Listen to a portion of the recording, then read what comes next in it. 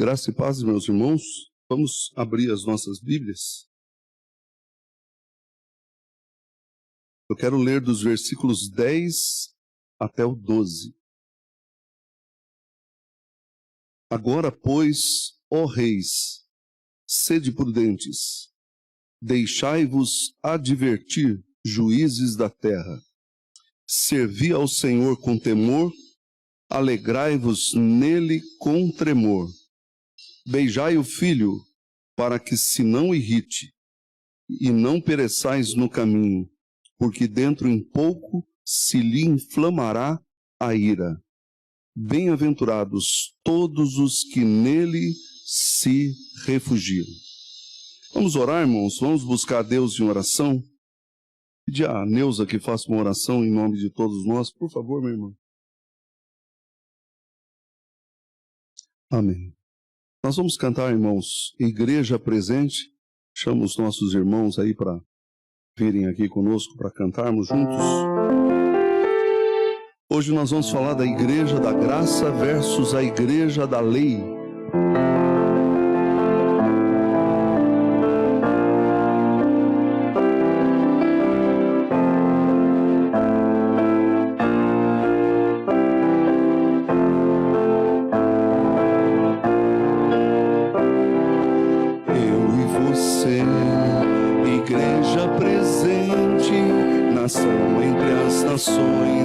Família de Deus, um povo entre os povos, luz para toda a gente, uma voz, um coração,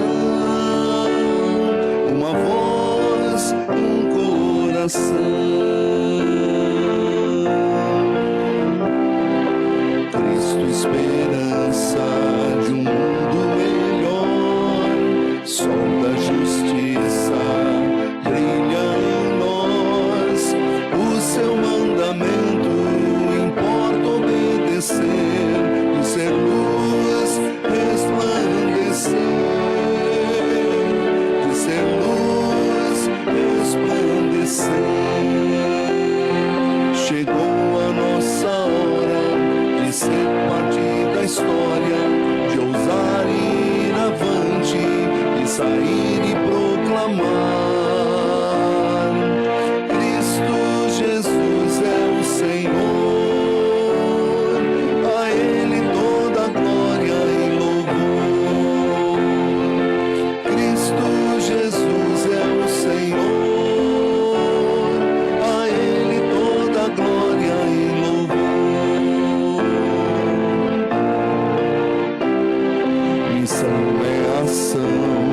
Transforma e abençoa, motiva a nossa vida e ajuda as pessoas, enfrenta a miséria, reparte o pão da vida com paixão e salvação, com paixão e salvação. Chegou a nossa hora de ser parte da história, de ousar ir avante, de sair e proclamar. Cristo Jesus é o Senhor, a Ele toda glória e louvor. Cristo Jesus é o Senhor, a Ele toda glória e louvor.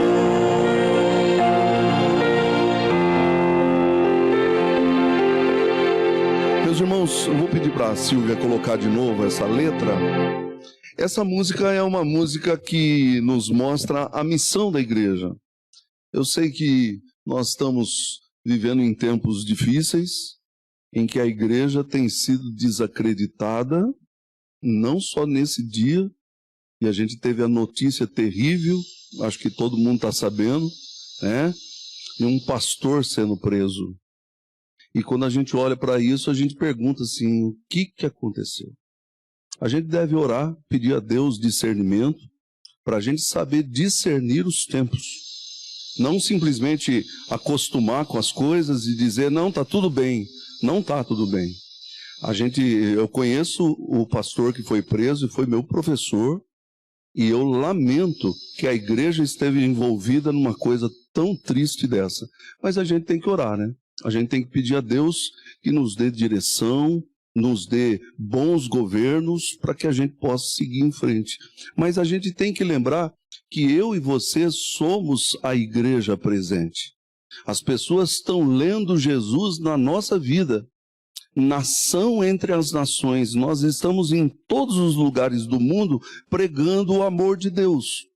Família de Deus, né? Um povo entre os povos, luz para toda a gente. A gente não é luz só para quem é bonitinho, a gente é luz para quem é feio também. E nós precisamos encarnar isso como a vontade de Deus.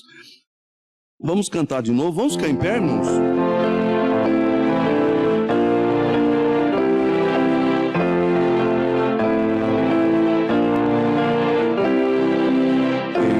Você, igreja presente, nação entre as nações, família de Deus, um povo entre os povos, luz para toda a gente, uma voz, um coração, uma voz, um coração.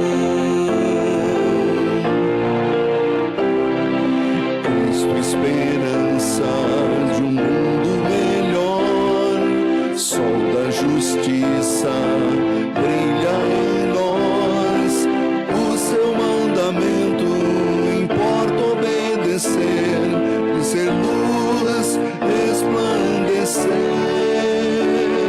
de ser luz resplandecer. Chegou a nossa hora de ser parte da história, de ousar e ir avante, de sair e proclamar. Cristo Jesus é o Senhor, a Ele toda a glória e louvor. Cristo Jesus é o Senhor, a Ele toda a glória e louvor.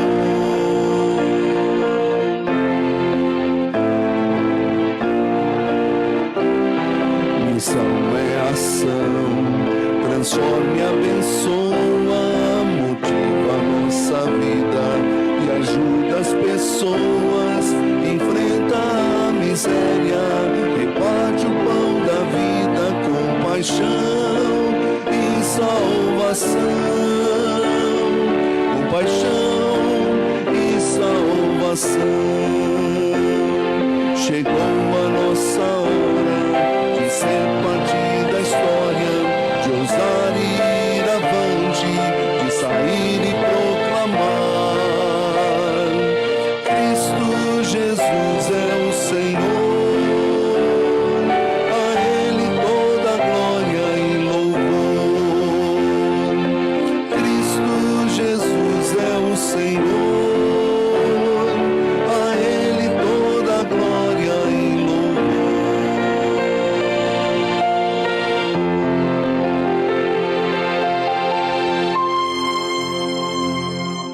Vamos orar mais uma vez e depois nós vamos cantar mais um cântico. Pai, nós queremos te agradecer porque apesar das dificuldades e dos problemas, nós somos a tua igreja, aqueles que creem no teu nome e andam nos teus caminhos. Perdoa, ó Deus, os nossos pecados. Temos pecado contra ti de muitas formas. Temos pecado quando não fazemos o que o Senhor manda e temos pecado em fazer o que o Senhor diz para não fazer. Perdoa-nos, dá-nos forças, ó Deus, e abençoa também, ó Deus, a tua igreja espalhada por toda a terra. Dá a todos, ó Deus, a unção do Espírito Santo, para que nós possamos saber pregar este mandamento de Jesus, que é ir por todo mundo e pregar o Evangelho a toda criatura. Dá-nos ousadia e dá-nos o teu amor. Abençoa depois a tua palavra e tudo que vamos fazer mais, Senhor. Em nome de Jesus. Amém. Nós vamos cantar um hino, irmãos, que é muito conhecido.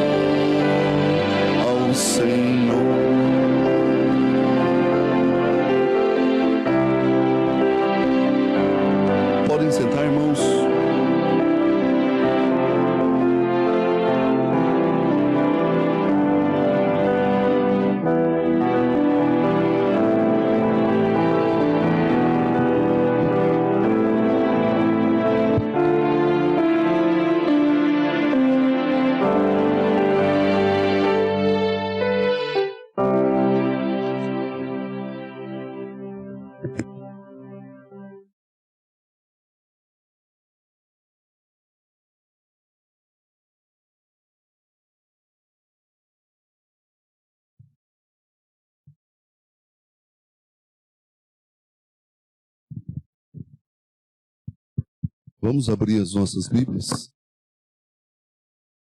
em Gálatas capítulo 3. Silvia, o som está aparecendo verde aí no painel? Está verde? Tá, né? Ah, então tá bom. É que eu não sei se eu tinha ligado o microfone aí no computador. Capítulo 3. Epístola de Paulo aos Gálatas, capítulo de número 3.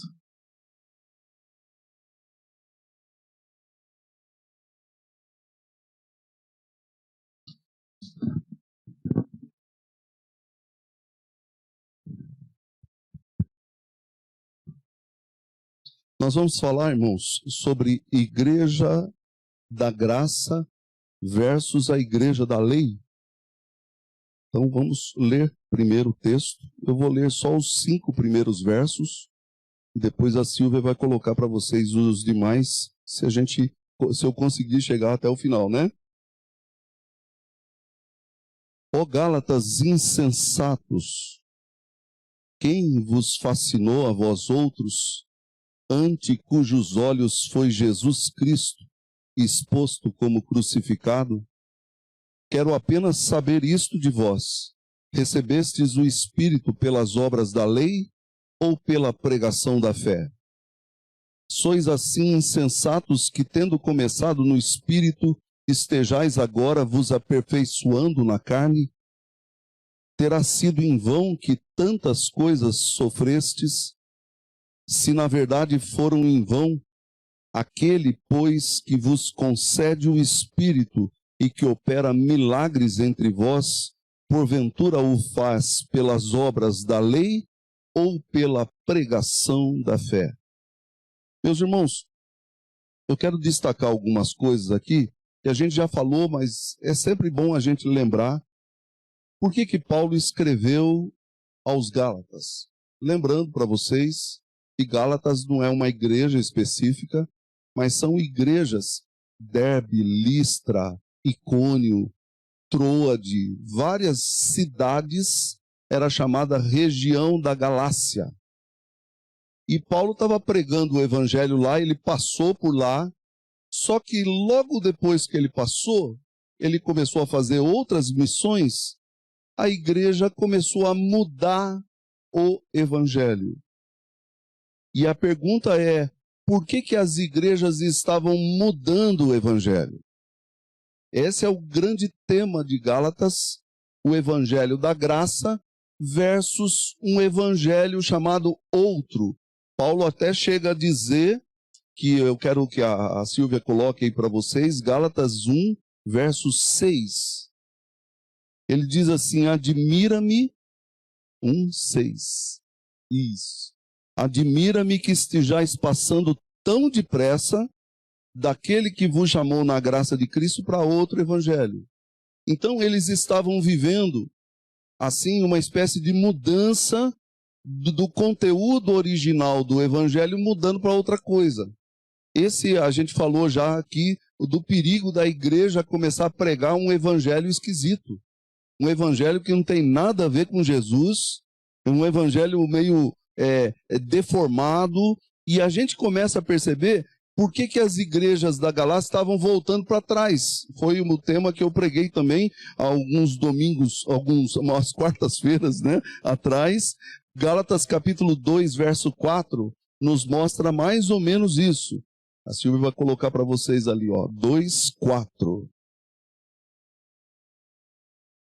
E isto por causa dos falsos irmãos que se entremeteram com o fim de espreitar nossa liberdade em Cristo, que temos em Cristo Jesus, e reduzir-nos à escravidão. Em outras palavras, o que o apóstolo Paulo está dizendo aqui é que tinha alguns irmãos que estavam entrando na igreja, e eu quero lembrar os irmãos, falso ensino entra na igreja através de pregadores como eu, sabiam? Às vezes esses falsos ensinos estão nas nossas casas pregando, e a gente está escutando isso e fala assim, nossa, que bonito, mas a gente vai ver o conteúdo e o conteúdo não é bom. É isso que nós estamos falando. Igrejas vão sendo disseminadas ou vão espalhando a missão de Cristo, mas no meio vai o joio. E são esses falsos irmãos que tentam tirar a nossa liberdade em Cristo Jesus. E aí Paulo, nós falamos sobre isso a semana passada, Paulo estava dizendo que tinha alguns que estavam tentando tirar essa liberdade, e até Pedro e Barnabé caíram na questão deles. Por que igrejas estavam sendo racistas e sem amor para os outros? É muito interessante nós notarmos que a igreja, ela tem um caráter de pregar a palavra de Deus, ela não pode deturpar essa palavra, mas ao mesmo tempo a igreja não pode ser racista, ela não pode ser misógina, que eu falei para vocês, que é quando você começa a colocar a mulher como abaixo dos homens, né? Isso é pecado. E quando você começa a desprezar as pessoas por causa da cor da pele e coisas assim, nós estamos vivendo o que não é o evangelho. Isso é qualquer outra coisa menos o evangelho de Cristo. E nós falamos sobre isso. Então o apóstolo Paulo, no capítulo 2, verso 14, ele dá uma posição muito forte para a gente saber o que estava acontecendo lá. Ó. Quando, porém, vi que não procediam corretamente segundo a verdade do evangelho, eu disse a Pedro, a Cefas, na presença de todos: se sendo tu judeu, vive como gentio e não como judeu, por que obrigas os gentios a viverem como judeus? Eu creio que aqui tem um dado muito importante para mim e para você. Sempre quando você pregar o evangelho, você não deve impor nada para os outros segundo você. Deixa Deus resolver isso com a pessoa. Você tem que pregar o evangelho para que a pessoa aceite o evangelho e Deus transforme ela. É por isso que muitas das vezes algumas pessoas chegam para a gente e falam assim: pastor, eu quero batizar. Pastor, eu quero fazer a minha pública profissão de fé. E aí você percebe que é apenas retórica daquele momento. É apenas um momento que ele quer mostrar para todo mundo. E, irmãos, eu lamento dizer que isso às vezes se dá até em casamento, né? O que é o casamento? O casamento é a união de duas pessoas que, quando as pessoas às vezes querem casar na igreja, elas querem casar na igreja porque a igreja é bonita, a igreja tem microfone, a gente não paga nada. A gente vai fazer, o pastor faz de graça, né? E quando você olha para ver o casamento, as pessoas estão interessadas na mensagem de Deus? Não. Estão interessadas simplesmente na igreja. Mas na mensagem de Deus, são raras as pessoas que são. Aliás, eu creio que são os verdadeiros crentes que estão interessados em ouvir Deus, através da palavra que o pastor ou qualquer outro sacerdote vai trazer.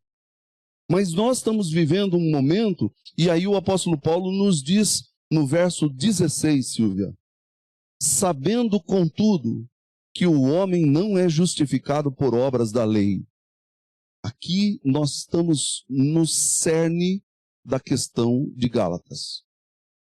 O homem não é, nem a mulher, justificado pelas obras. O que quer dizer isso? Eu gastei a mensagem passada, mas eu vou resumir aqui para vocês. Significa alguém tentar se salvar pelo que faz. Olha, eu vou à igreja, então eu mereço o céu. Isso não é evangelho. Ah, eu ajudo os outros, por isso eu mereço o céu. Isso não é o evangelho. Isso é salvação por obras. É isso que ele está dizendo. Ninguém é justificado diante de Deus por obras da lei. Sim, mediante a fé em Cristo Jesus. E é por isso que às vezes a gente possa até se chocar de ouvir uma coisa como eu vou falar para você. Você pega um assassino, uma pessoa que matou um monte de gente, no último instante de sua vida, ele crê em Jesus e pede perdão, ele é justificado pela fé. Aí você vai dizer, mas isso não é justo. Isso é graça. A graça é assim. E é isso que nós vamos falar hoje, que os Gálatas estavam entrando num evangelho que não era o evangelho da graça, era um evangelho de obras, era um evangelho de eu faço, eu sou o exemplo para todo mundo. Então vamos dar uma olhadinha aí, quero que você coloque para mim no capítulo 2, verso 21, é o último verso ali, Silvia. Paulo termina essa sessão que a gente pregou quarta-feira passada, estou com domingo passado. Quarta-feira passada, assim, ó. Eu não anulo a graça de Deus. Por que ele está falando isso? Porque qualquer coisa que você coloque para que a pessoa seja salva, você está anulando a graça de Deus. Pois se a justiça é mediante a lei, segue-se que morreu Cristo em vão. Em outras palavras, para que Jesus? A gente é salvo porque a gente é bonzinho. A gente é salvo porque a gente cumpre os 10 mandamentos. A gente é salvo porque a gente pega aquele... Eu não sei se vocês conhecem, mas tem gente que fala assim, pastor, eu não fumo, não bebo, não roubo, não mato e sou bom marido, sou boa esposa. 5 dedos. E aí eu pergunto para você, por causa disso, você merece o céu? Desculpe, mas todos pecaram. Não há um justo sequer. Então agora vamos dar uma olhadinha aqui nas palavras de Paulo, que ele começa no verso 3. Ó Gálatas insensatos. Meus irmãos, eu estava procurando saber o que significa essa palavra. Paulo está dizendo aqui que essa palavra significa assim, vocês não têm cabeça, vocês estão loucos. Ó Gálatas sem cabeça. E eu creio que uma pessoa que conhece a graça de Jesus e volta para a lei, ele só pode ser louco. E vocês vão perceber pelas perguntas que Paulo faz, essa é a primeira pergunta que ele faz.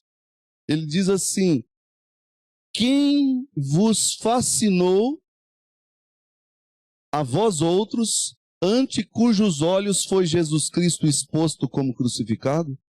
O que quer dizer essa pergunta? Eu quero traduzir para vocês da seguinte maneira.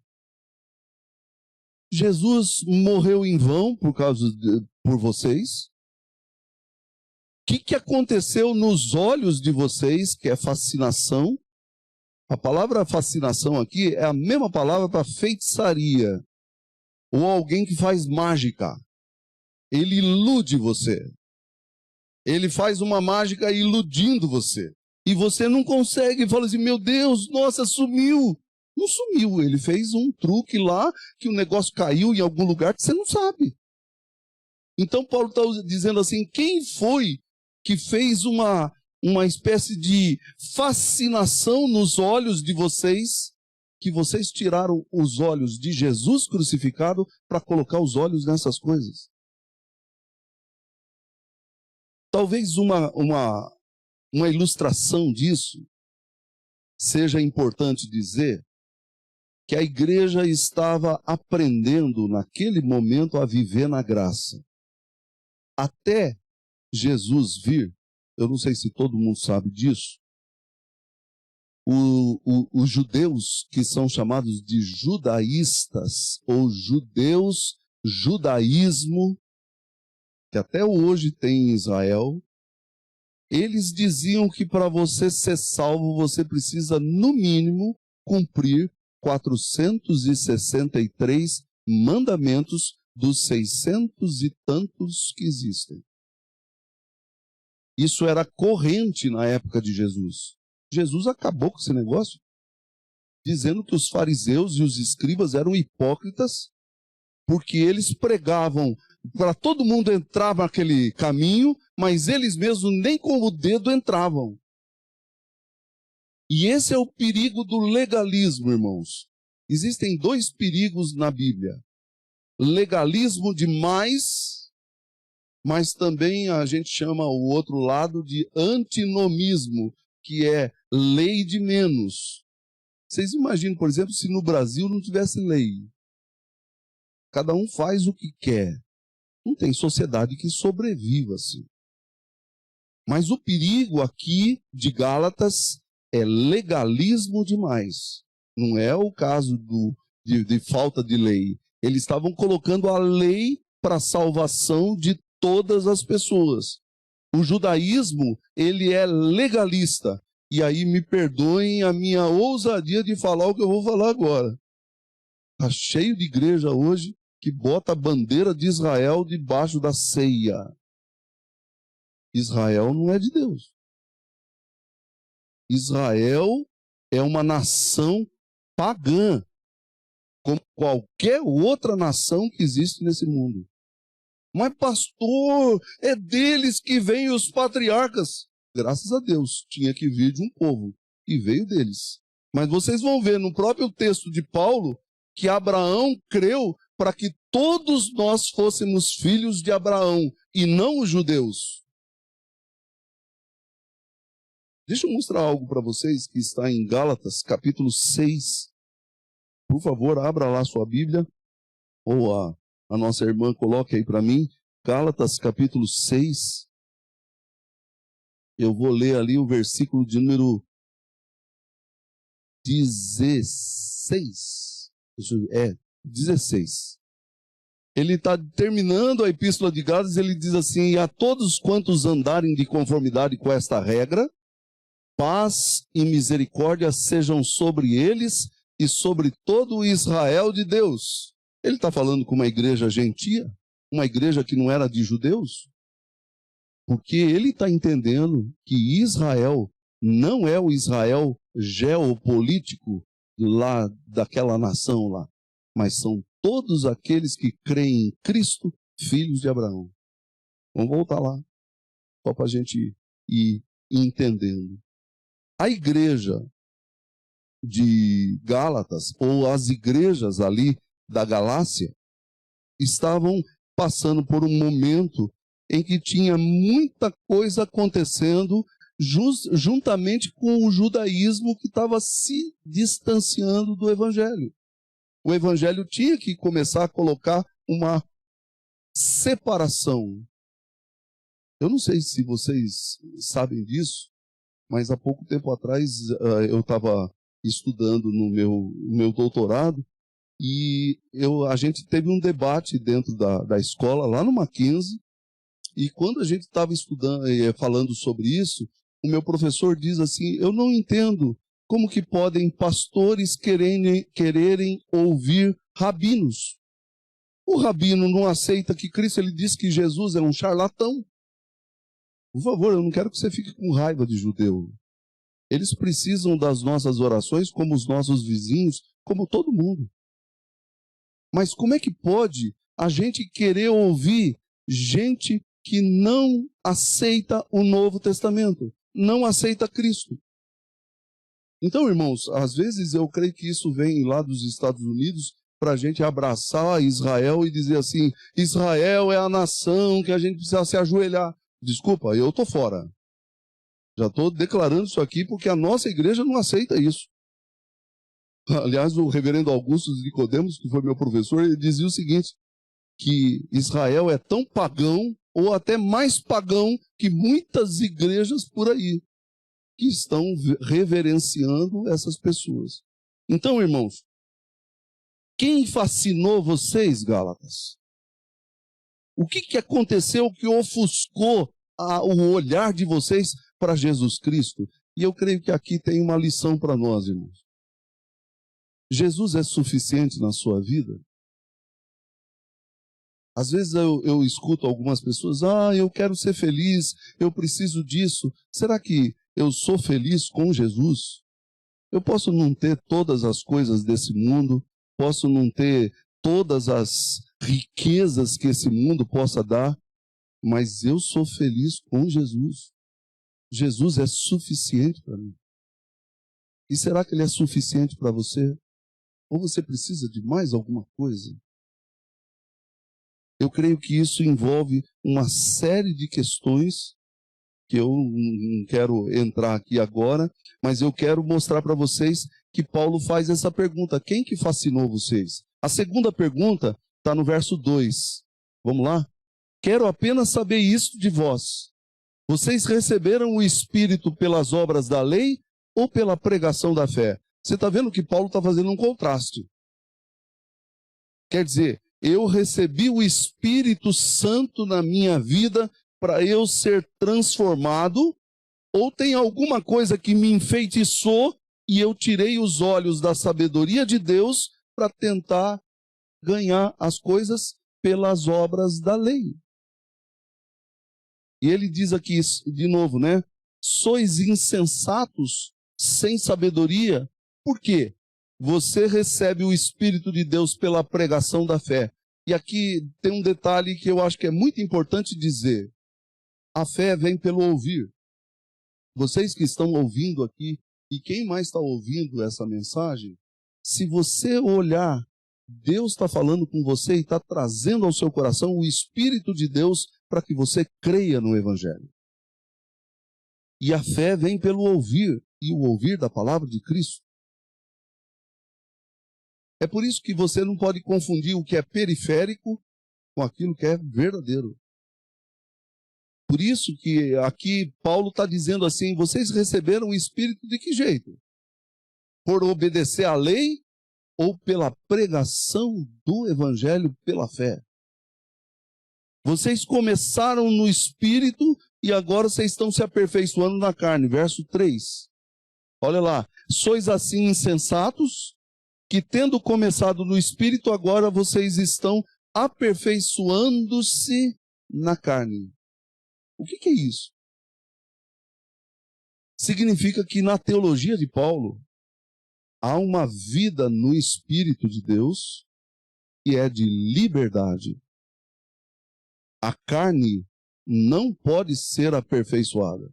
É a mesma coisa, irmãos. Vou dar um exemplo aqui para vocês. Cristo veio para matar o seu eu, e você fala assim, não, é no meu eu que eu vou conquistar o reino dos céus. Isso é, desculpe a palavra aqui, mas muita burrice. Alguém que começou no Espírito e agora está tentando aperfeiçoar a carne. Jesus disse que a carne para nada aproveita. Não sei se você entende o que é carne, mas não é esse tecido aqui. Carne aqui é o sentido do meu velho homem que precisa ser crucificado com Cristo. Ele precisa morrer. Enquanto o meu velho homem não morrer, eu não posso ressuscitar numa nova vida para receber o Espírito de Deus e viver no Espírito de Deus. Então ele está dizendo assim que vocês agora, vocês começaram de um jeito, ressurretos, e vocês querem voltar na vida de morte que vocês tinham. Olha o versículo de número 4. Terá sido em vão que tantas coisas sofrestes, se na verdade foram em vão? Então eu quero destacar aqui algumas coisas, que eu estava pesquisando esse texto, e eu quero que a Silvia mostre para a gente. Atos 16, versículo 1. Essa aqui é a região da Frígio-Gálata. Atos é aquele... Isso. Tá certinho. Chegou também a Derbe e a Listra. Havia ali um discípulo chamado Timóteo, filho de uma judia crente, mas de pai grego. Verso 2. Dele davam bom testemunho os irmãos em Listra e Icônio. Essa região é da Galácia. Quis Paulo que ele fosse em sua companhia e por isso circuncidou Timóteo por causa dos judeus daqueles lugares, pois todos sabiam que o seu pai era grego. Vamos entender algumas coisas aqui. A circuncisão é do judaísmo. É o batismo deles. Então, uma pessoa que é circuncidada não podia entrar na sinagoga. Então, Paulo pegou Timóteo, que era filho de pai grego, mas de mãe judia. Como que era o nome da mãe de Timóteo? Alguém lembra? Eunice, e a sua avó, Loide. A gente aprende isso na escola dominical, né? Certinho. Então, o Timóteo foi lá, ele foi circuncidado, mas não é porque Paulo queria dar um jeitinho para Timóteo obedecer o judaísmo. Não. Como é que ele vai pregar numa sinagoga se o menino não foi circuncidado? Então vamos obedecer aqui, mas só para entrar. Por quê? Porque tinha muito judeu ali naquela região. E isso é um detalhe que a gente lendo Atos, a gente não percebe, mas Paulo diz que eles enfrentaram grande oposição do judaísmo. E eu quero destacar aqui para vocês, porque houve um crescimento naquela região e a gente não sabe quais eram as lutas que Paulo estava passando. Então ele pergunta, vocês sofreram em vão? E aí tem duas respostas. A primeira, não sabemos se essa luta é a luta de Paulo com as igrejas, e por causa do judaísmo que eles estavam combatendo essas coisas, ou se é uma luta da igreja de tentar manter-se e continuar firme na fé.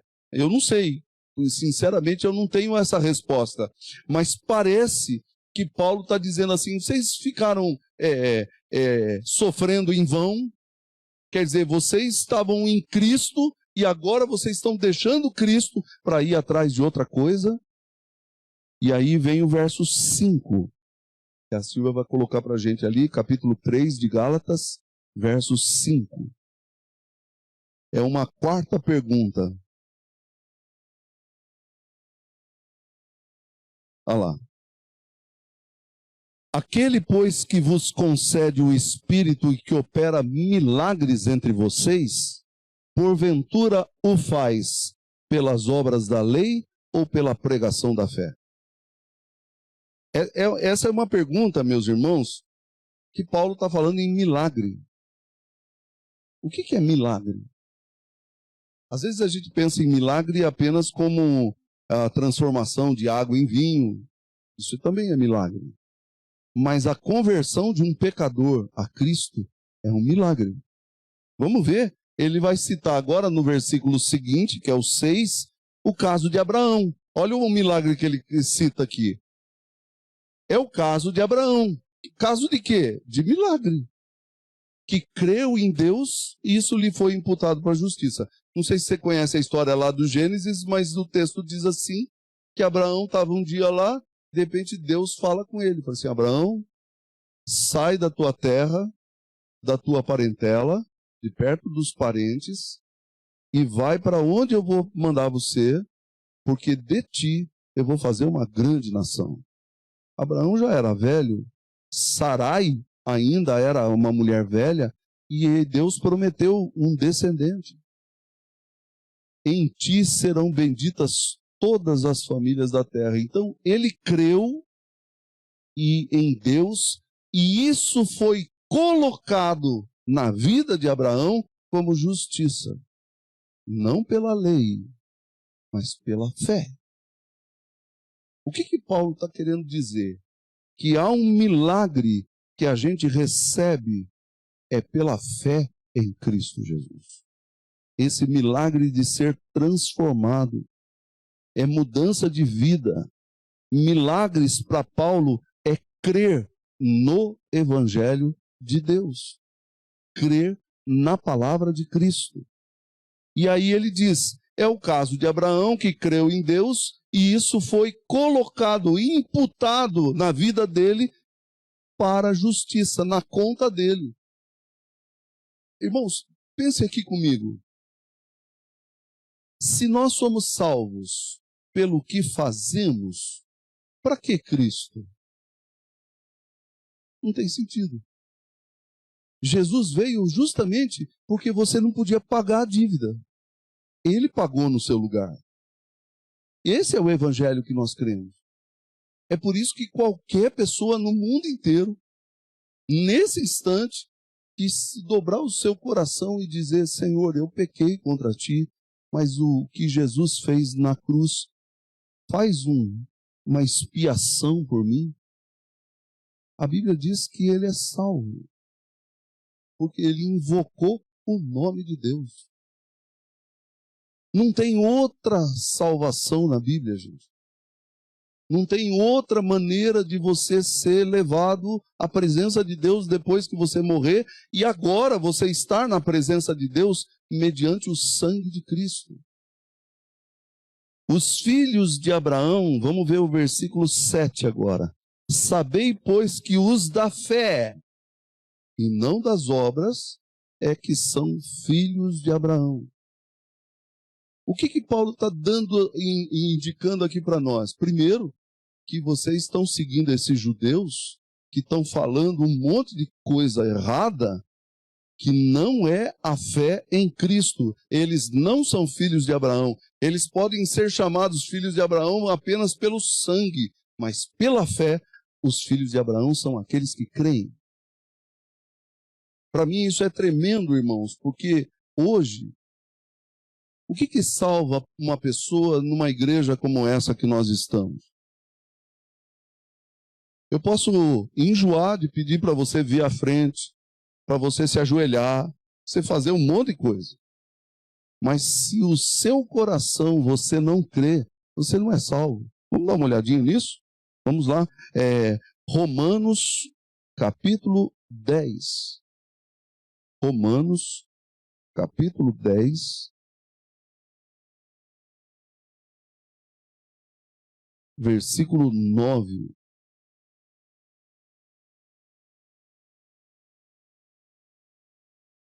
Se com a tua boca confessares Jesus como Senhor. Vou parar um pouquinho aqui. Ah, pastor, é só falar com a boca? E em teu coração tiver fé, creres que Deus ressuscitou Jesus dentre os mortos, será salvo. Se você não fizer isso, desculpe, não sei você está indo para o inferno e não sabe. Porque ninguém pode cobrir os seus pecados, nem você pelas suas obras. Esse é o Evangelho. E aí, o que as pessoas fazem? Eu fui pastor em Bairro da Ilha, em Salto de Pirapora. Não sei se vocês conhecem esse lugar lá. E teve uns episódios meio estranhos lá. Primeiro me convidaram para fazer o batismo de uma criança que estava morta. Não sei se vocês já ouviram isso. Mas aí eu perguntei, por quê? Porque a gente não quer que ela vá para o inferno. Mas eu pergunto, o que o batismo é para você? O batismo é salvação. A vida inteira eles aprenderam esse tipo de coisa. Outra coisa que eu vi lá é o seguinte, que se você não for batizado no rio, o seu batismo não vale de nada. E eu perguntei, mas o que é batismo para você? Batismo é salvação, é o batismo que lava os pecados. Eu falei assim, meu Deus do céu, é o mesmo problema de Gálatas. Essas pessoas estão completamente longe do Evangelho de Jesus. E aí a gente pergunta assim, será que as igrejas evangélicas de Araçoiaba, da Serra, estão pregando a Cristo ou estão pregando outro evangelho? Aí é com vocês. Eu não conheço tudo, eu acredito que tem pastores sérios, mas tem pastor que não vale nada. E tem crente também que não vale nada. E que não sabe nada disso que nós estamos estudando aqui.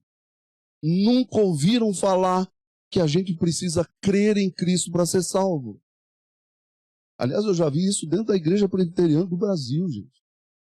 Uma senhora chegou para mim e falou assim, a vida inteira eu fui à igreja, eu mereço o céu.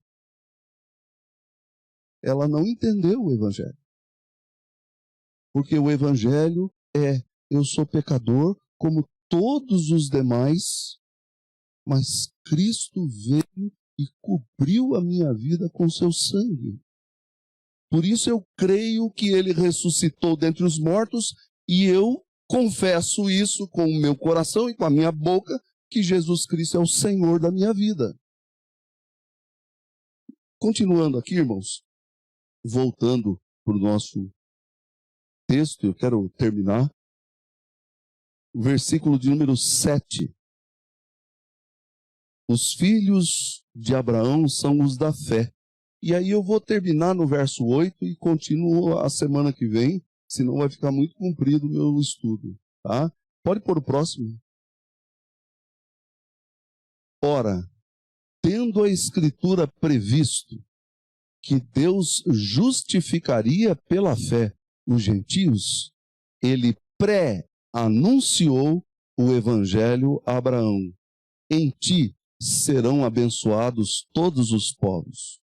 Meus irmãos, qual é a nossa missão? Levar Jesus. Levar Cristo para a vida das pessoas. A pessoa vai mudar de vida, não vai mudar de vida? Isso não é problema meu. Aliás, esse é um grande problema do Espírito Santo. É o Espírito Santo quem muda as pessoas.